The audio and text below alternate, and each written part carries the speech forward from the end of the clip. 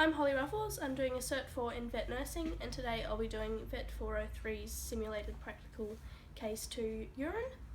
So I've laid out the equipment I need here, but before we go on, I've just done myself some notes which I will upload at the end of this assessment as well, just to make sure I don't miss any points for the purposes of the video. So the material I've laid out here, so this is my urine that I'll be testing today. I've just replaced the patient's name with dog, just to protect client confidentiality. This was filled immediately prior to the start of the video.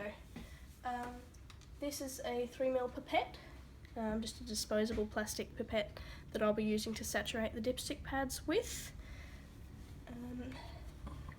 These are my Combo 9 dipstick reagent strips. I haven't gotten one out yet as they shouldn't be handled prior to use. Here's my kidney dish. I'll just use this to collect any excess urine as I'm saturating the dipstick. And so as you can see, I'm wearing the appropriate PPE. So I'm wearing gloves and normal uniform, which is closed-in shoes, long pants, and my hair is tied back. Also, I have disinfected the bench using F10 wipes prior to setting out these items. I wore gloves to do this as well, and I washed my hands before putting the gloves on. So, the sample we've got today, so it's from a dog, and it's a voided sample, so the patient appears healthy, and this is just one of her monthly rechecks, so it is not required to be sterile, and also she gets a bit stressed when handled and restrained, so voided sample minimises stress on her as well. So we've used this type of urine sample jar. That's easiest to collect the sample from a female dog, and it seals well and provides for proper labelling. The sample has not been stored.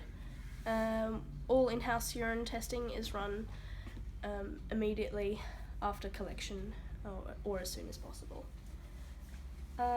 So the labelling on the urine sample jar, I've labelled with the patient's name or their species, the specimen, the sender, which is the name of our clinic, the date taken, the time, which is 7 AM, and the patient's date of birth. It is important to just use the pre-affixed label, especially if it is being sent away to an external testing facility.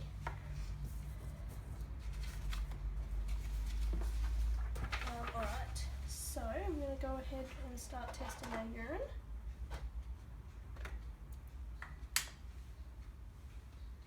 So I'm just going to squeeze the barrel of the pipette and then release as I draw up my urine.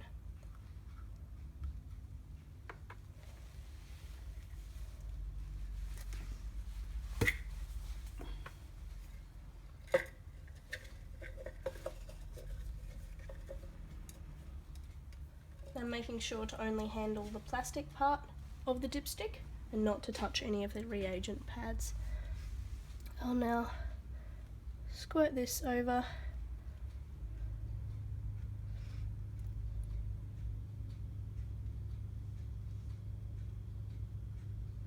And as you can see, they're beginning to change colour. Right. So now we will wait the appropriate time just to finalise those results. It shouldn't take too long, only about 30 seconds or so.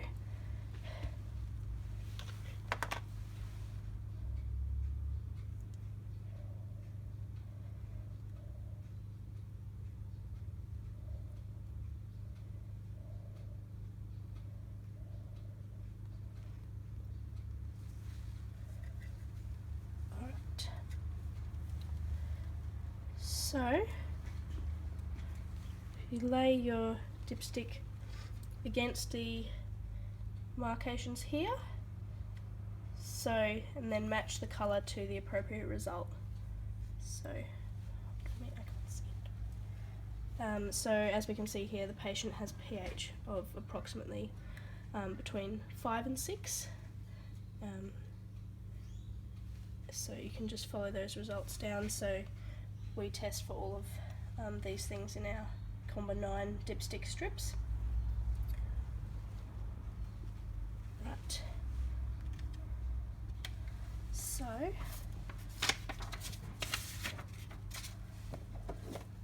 just wipe this clean before I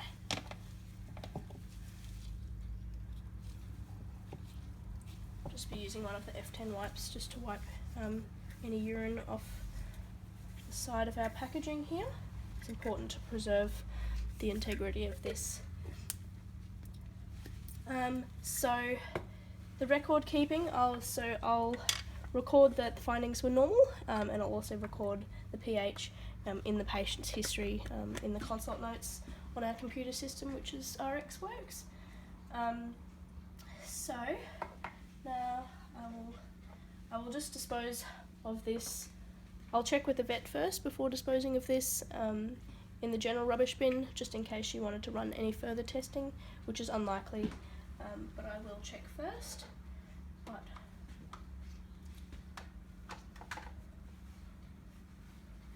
all of these items, obviously excepting the kidney dish, would be thrown into the general rubbish bin.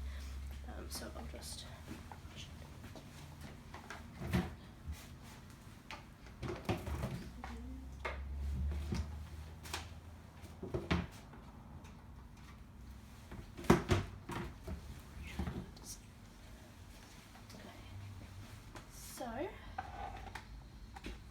I'll now just go and I'll remove these gloves, and then I will go wash my hands and don some new gloves to finish the cleaning procedure. So where's the rubbish bin?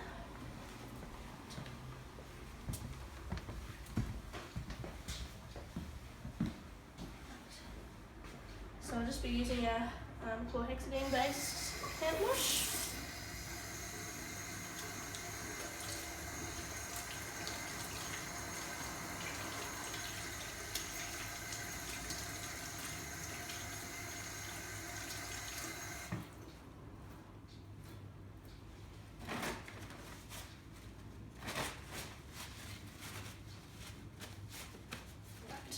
Now I'll return back to the lab and clean where I was working.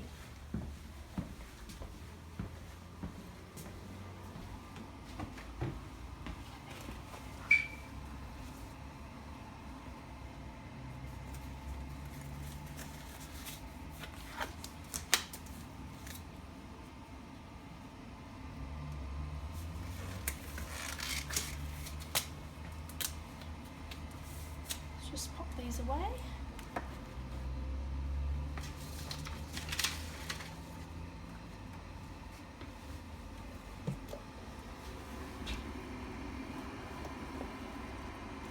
Right, so once again I'm just going to be using one of these F10 wipes.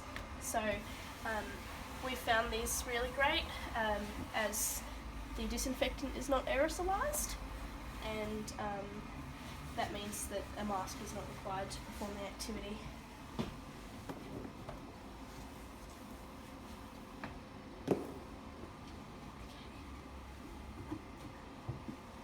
So I'll now remove my gloves once again and go wash my hands once more.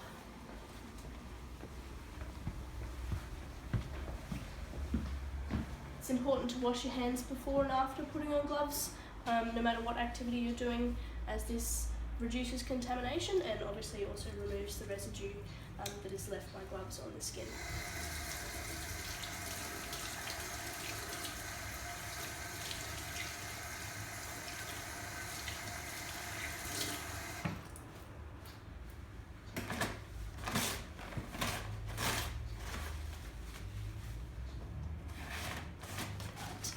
Now that completes this video on testing urine. I'm Holly Ruffles, thank you.